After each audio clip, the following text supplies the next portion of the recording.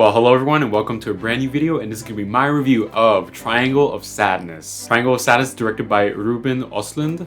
Hopefully I pronounced that correctly. And I sadly missed this movie last August when it came out, but it's getting so much buzz this award season, so I have to check it out to see for myself. And I have to say, this was a very interesting movie. Yeah. So the film stars a lot of like unknown actors, except for the main guy who I know he's from The Kingsman. I haven't seen that movie, but that's all I know. And then once Woody Harrelson popped up, I was like, oh, a Hollywood actor in this very art house type movie. He kind of stuck out like a sore thumb in a way amongst all the other unknown actors. But honestly, Woody Harrelson isn't even the most interesting character of this entire movie, but mostly like the passengers of the ship. Like everybody has like their own thing. They all have like their personalities, their way of thinking. Like everybody has something unique about them. Like for example, there is this character who's a model who's played by, damn it.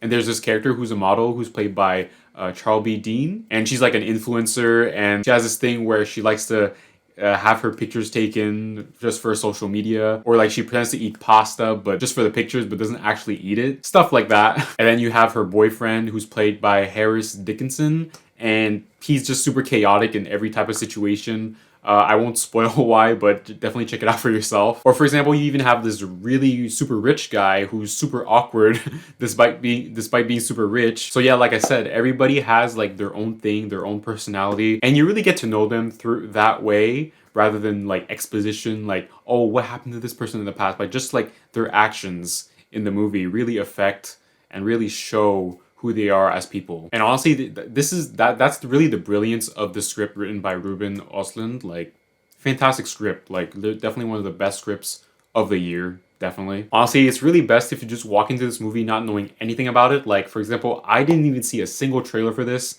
I didn't even read a synopsis. I didn't read who was in it. I just knew Woody Harrelson was in it.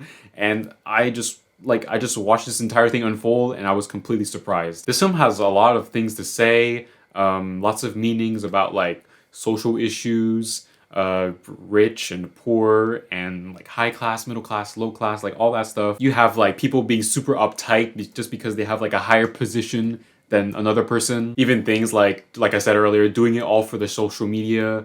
Things about society, matriarchy. Like, this film has a lot to say. There's a lot to unpack here. The film can also be very funny at times, and I remember there was one sequence where I was literally laughing a lot. Like, I couldn't stop laughing. But also, it can also be very serious at the same time, and I feel like this film really balances those two tones very well. If you haven't watched the film yet, just skip to this time or whatever, so because there's like slight spoilers, but I just want to talk about my favorite scene if you've watched the movie.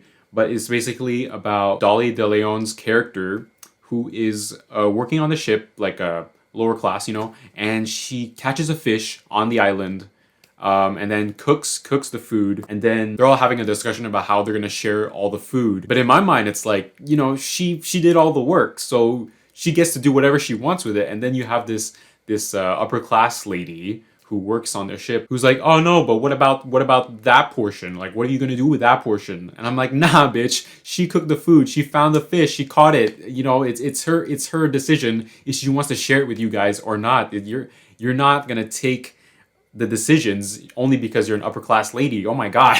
Like, it was so thought-provoking, but it also made me so frustrated at the same time. And once again, I'm gonna compliment the script for this. It's absolutely brilliant. The script is amazing. There is a dinner scene in this movie, in the middle of the movie, and you know, it involves a storm. The boat is rocking a lot, and the passengers are starting to get seasick during the dinner, and wow.